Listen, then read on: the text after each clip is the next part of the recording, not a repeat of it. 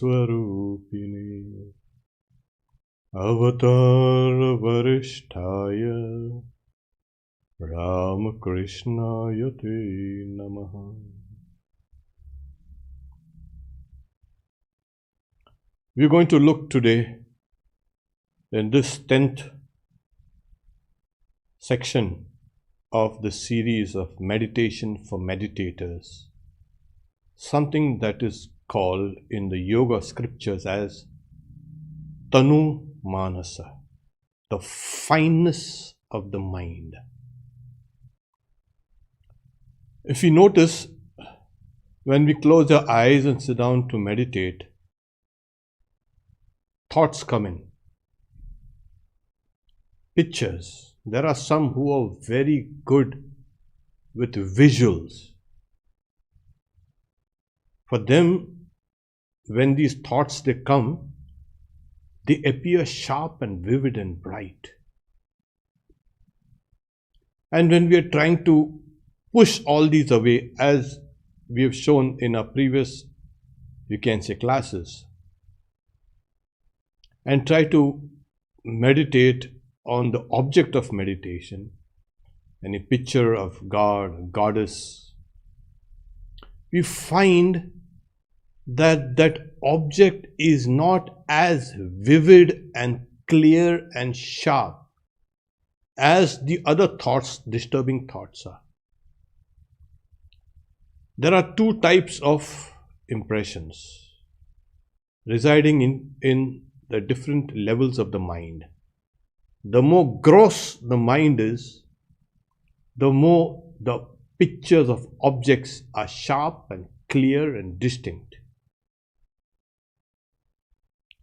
While we see that the yoga impressions have not yet become settled, haven't become firm in meditating on the object of meditation.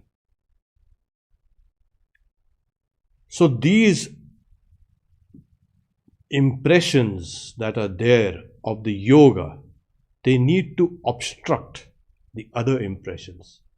So when you meditate, the object of meditation, the picture or a symbol or even a sound, becomes sharp, distinct, completely, you can say, in 3D, and you can see the details. If this is not happening, that means the mind is still on a very gross level, and it has to be pulled out of that, you can say, level and made to meditate. So generally, when we sit down and meditate, if you have been following all the steps correctly, what happens is we find that the object of meditation is nothing but a kind of just an outline of this. While the objects are sharp and distinct, the picture in our mind is just a kind of an outline, and we are trying to concentrate, and the mind is trying to shift that outlines of that meditation object around. We are trying to stabilize, we are trying to focus, and it doesn't happen. Then slowly, as we practice, as we keep on practicing, then what happens is the object now appears, but there's still nothing sharp and distinct in the object. Most of our meditation is something like this, and we think that we are meditating, because the very fact is that the object appears, but it is more diffused, more nebulous, and we are trying to stabilize this image inside here. So as we keep on practicing over and over and over again, Then what happens is, after all these techniques, we use one or two or any one of these, and we start meditating. Then what happens is, to our practice, we will see this same object now there, but it's blurred. It's not again sharp and distinct. For meditation, one has to have that object as sharp and distinct, focused. You have to be focused on this object. This kind of image in the mind's eye during meditation is not a great help. So, how do we keep on making this sharp and distinct so that we can meditate correctly? See, the only way, I won't say only, one of the ways is you take every small part of that image or the symbol and make it vivid. It has to be so vivid, and do it slowly. It's like, if you notice how painters use their brush, they take one part of the image at a time and do it perfectly, slowly and slowly. First they draw the outlines, then they fill the outlines, and then the image is slowly getting more and more sharp and focused, and then finally they do the fine tuning. Every part, every limb is perfect. In sculpture or in clay modeling or in painting, we start with the face and then we come down to the body and then to the limbs, the legs. But in meditation, it has to be made to understand that meditate from the feet up. From up, you go to the head and then take a circuit and come back down and start again. So every part has to be now taken phase by phase. Slowly, the image has been taken in slowly, in a phase. What we are seeing is this. You're taking every part now slowly and slowly and slowly and filling in. The frame is being filled with the power of your own visualization. Slowly it is filled, phase by phase, limb by limb, stage by stage, and there it comes. And this is a picture. Then you stabilize and you hold it in a complete, you can say, form. So start from the feet up and slowly take it. There is no loss. It's not a waste of time. There are many people who want to meditate on the complete object and fail to do so because the object is blurred. The only way for meditation to succeed is the object of meditation has to be sharp, distinct, focused, clear. It also indicates one more thing. If the object is blurry, that is, the mind is restless. The meditative mind is restless. The person who is meditating, the process of meditation is kind of blurry, restless. As the restlessness is diminished, the object of meditation will appear bright and vivid and clear. So it indicates it's not a fault of the object that it does not appear like that. It's a fault of the meditator. Maybe the meditation is involving 2 or 3 or 4 streams of undercurrents which the meditator is not aware of. Then the process of meditation is incorrect If these two things are taken care of, the picture will simply, as it were, leap out. It will become alive, it will become living. You will see the whole thing in three-dimensional and in color. No meditation has to be done in black and white. It has to be done in color. And while meditating, one also can be helped greatly by the repetition of the mantra. So we will take up the first, you can say, exercise in this, filling in the frame. So close your eyes, please.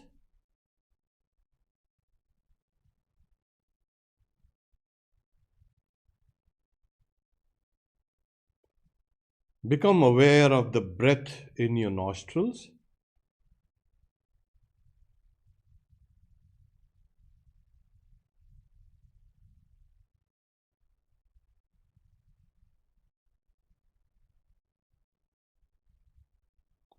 Straighten the spinal cord.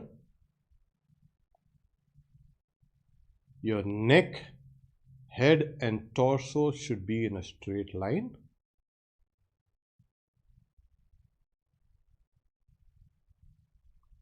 Relax all the facial muscles.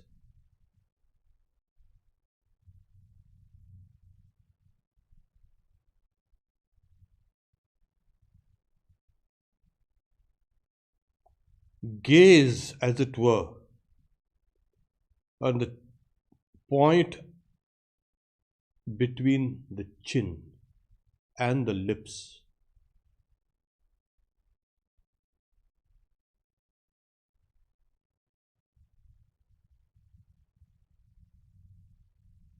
Keep the eyes, as it were, fixed on that point.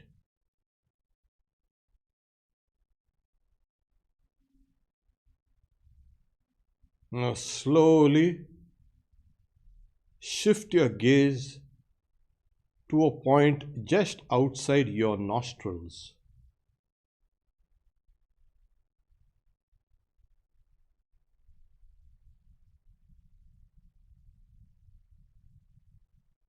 Check to see if your eyes are moving or no under the eyelids. Keep them steady, please.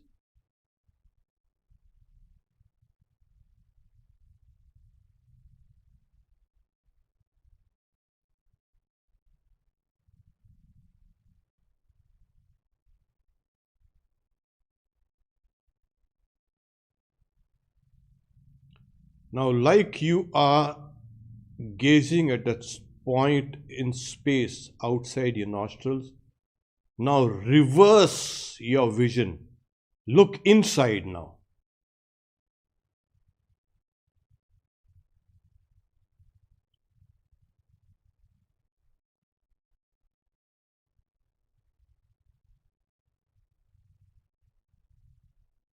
You are looking into the space which is within you.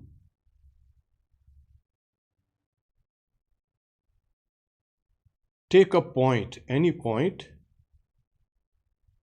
and fix your gaze on it internally.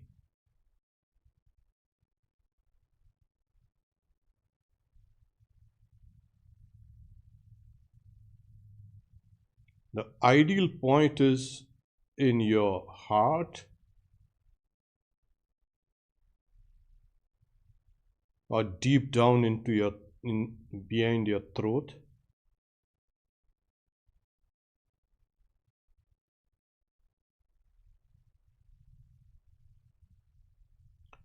Now visualize the form of your chosen ideal, the object of meditation.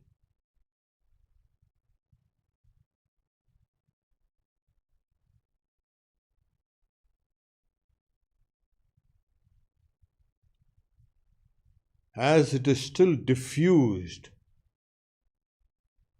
make a clear outline of that image. This is the frame. Keep gazing at the outlines, please.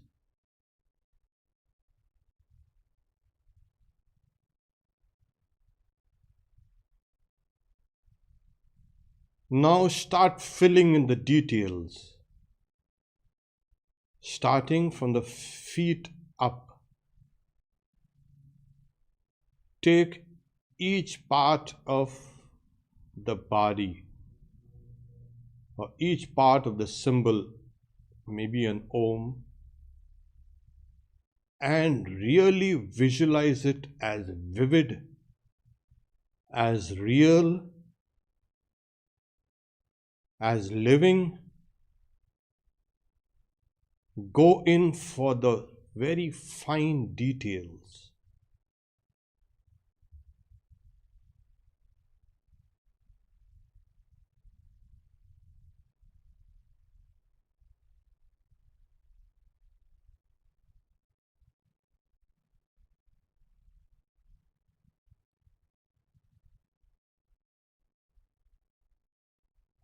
And as you keep on filling in the details within the frame, you will find that image coming alive. Complete one circuit from the feet up to the head. Now watch the whole image, please.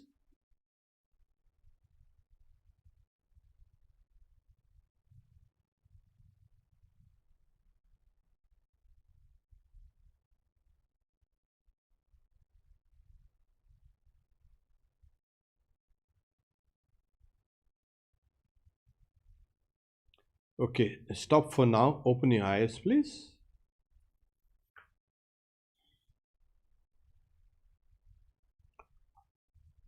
What we did was just an exercise. Like when we paint a picture, we make a frame with the correct dimensions and then slowly and gradually fill in the details. And that's what the whole process of meditation can be like.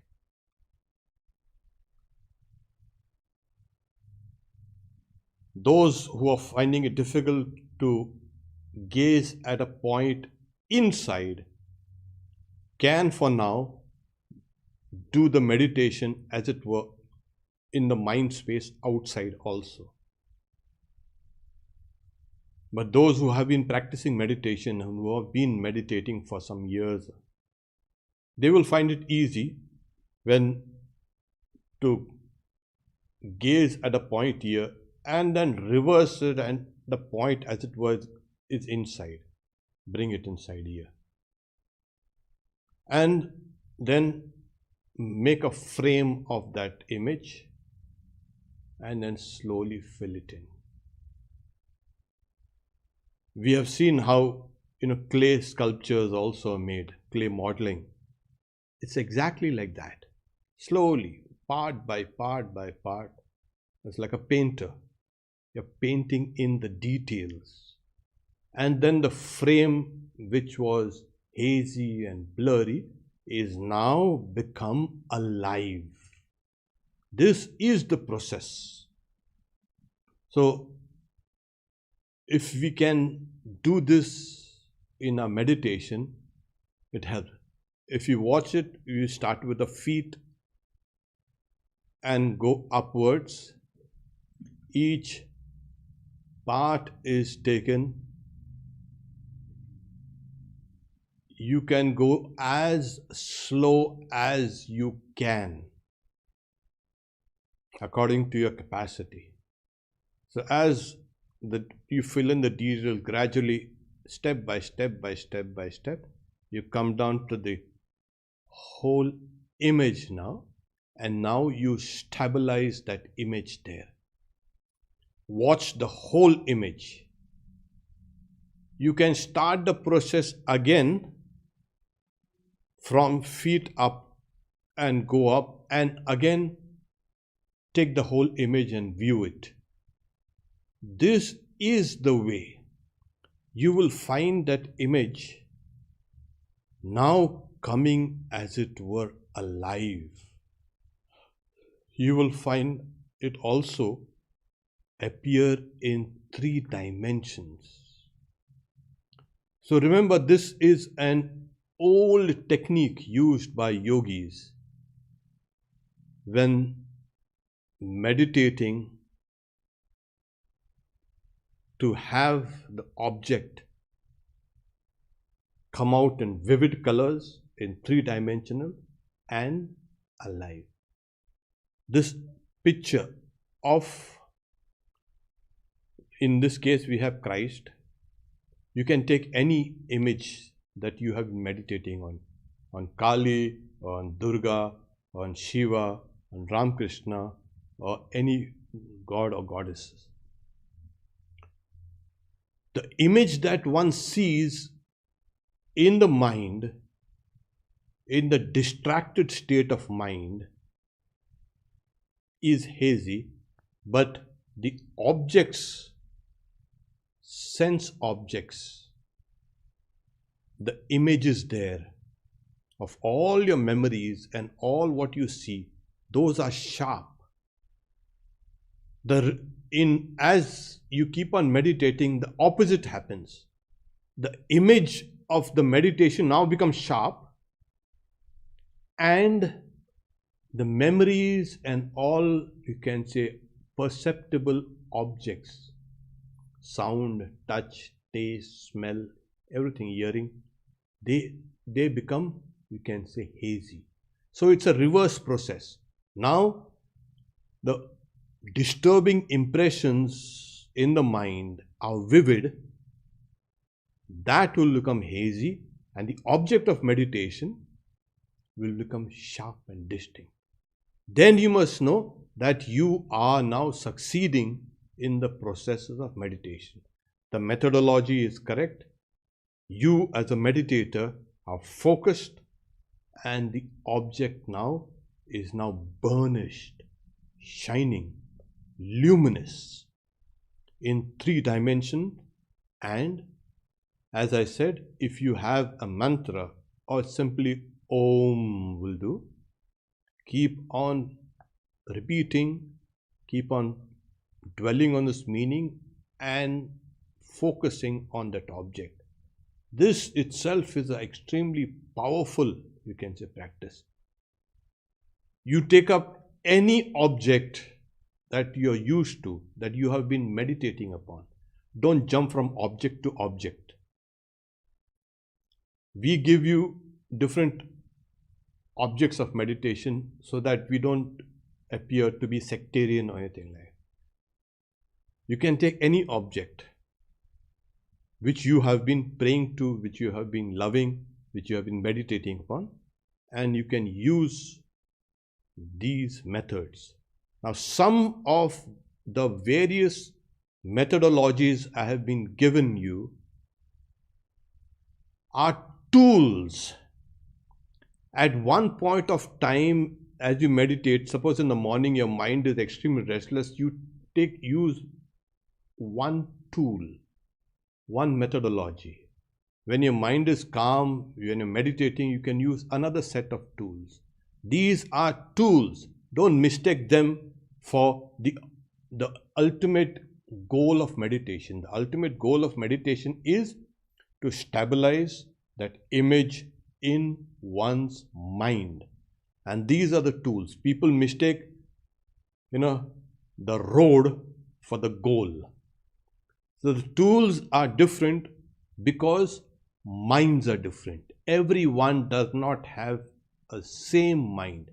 All types of mind, all type of characteristics, all types of personalities, they all need to be shown which exercise or which model for training is suitable for them. Select it and then use it. Okay. Stop here for questions. Question. Can you please explain how to focus on the heart center again? where to keep the eye's gaze first and how to turn it inward. Should we be aware of the breath while repeating the mantra? A few questions. Yeah, uh, the difficulty people face about concentrating inside. Do we become aware of our breath? How do we gaze inside? Well, we actually do it all the time. Suppose you're traveling somewhere and you are watching something outside, and then you become introspective and you keep on watching the chain of your own thoughts. You are more aware of the chain of your own thoughts, internal thoughts, than the external world. Secondly, so one can internalize the same object. So when one gazes here at the, as it were here, as you keep on gazing, what happens? The power of introspection grows. As you practice also, the power of introspection grows, and you can easily see that same spot which is outside as inside, because your mind has become reversed inside. Now, I said, if you cannot locate the point here in your heart, it's exactly here with the breastbone. There's a slight dip in the breastbone there. That is a point of the heart, and one has to pin it here, the meditation here. Now, in the initial stages, it will be difficult. So, I would recommend you just internalize what you're doing outside, make it inside, become introspective. As it keeps on growing deeper and deeper and deeper, you'll find that you can visualize that inner space here. Then slowly you can visualize the inner space here. So this can be done. It takes practice. And if you keep on practicing, you will be able to do it. Well, the question, would it be disrespectful if I want to replace the image of Jesus for the image of Ramakrishna? Are you being disrespectful if you want to switch the image from Jesus to Ramakrishna? Who said all these things? And why should you even think that you are being disrespectful? There is one God, and that one God appears in various forms. There are certain people with a certain kind of, you can say, devotional attitude for certain forms of God and certain forms of worship. You are not being disrespectful at all. This is a representative image I have given today. So you can use Ramakrishna as an image and follow the same principles that we have learned today. Similar question. My mantra is from Sri Ramakrishna, but I find drawn to Mother's image. Is this combination okay? Well, if you have the mantra of Ramakrishna, you have to meditate on Ramakrishna.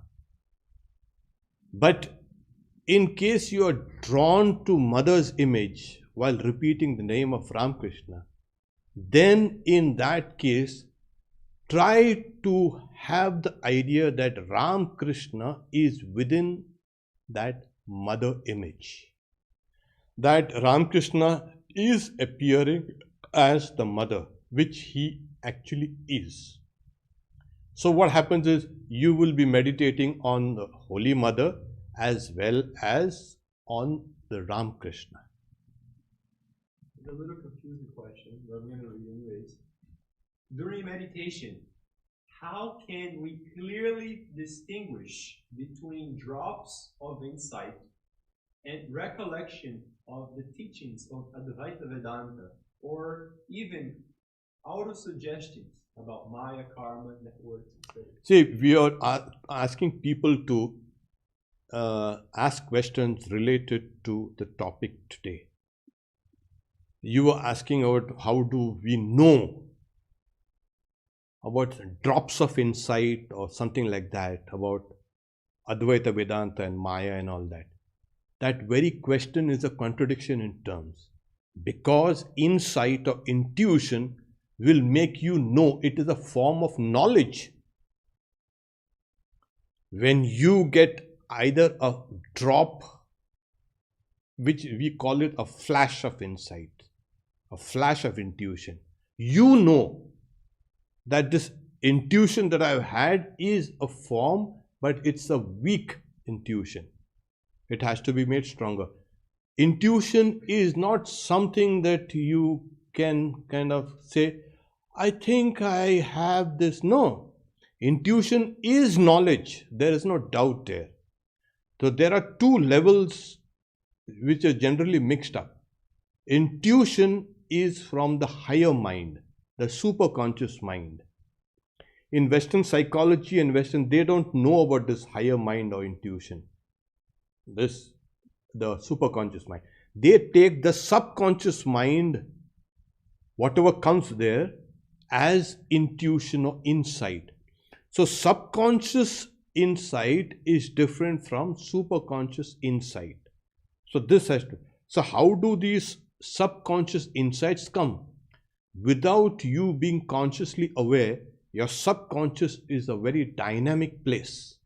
It combines and recombines impressions, molds them, deforms them, and either in dream or any other time, those combinations come and they spark and they rise to the surface. And we say, oh, I've got insight. You have been working on that problem, or that you can say whatever you've been thinking of deeply, and that combination comes in. But in yogic intuition, this intuition proper comes from the superconscious mind. So there's a vast difference between the two levels of the mind. Either way, the subconscious instincts, or you can say insights that come, is without doubt. It is free from doubt. It is direct. It is one form of knowledge which you never had before, and you have it now. From the superconscious mind also, you'll get certain things which have been new to you, which are new to you, and there is this knowledge also is free from doubt. So this is how you know. Relevant and last question. If I imagine the picture hanging on a wall, the picture is very clear. But if I imagine the same picture inside the heart, throat, or mind, it is very blurred. Yeah, the picture that you see outside on the wall as an object, the mind has become externalized, and that's why it is very easy. But when you close your eyes, that same picture appears hazy, for the simple reason is you need more practice. And as you keep on practicing, it will become more and more clear. Use the methods that we have taught as Trataka. Keep the picture outside, gaze at it, close your eyes, and visualize that same picture inside now, exactly like you have seen it outside. Do this over and over and over again, and it becomes sharp inside. We stop here for today. We see you again next Saturday with the 11th episode of this meditation skills for meditators. Om Shanti Shanti Shanti Harihi Om Tat Sat Shri Ram Krishna Arpanamastu.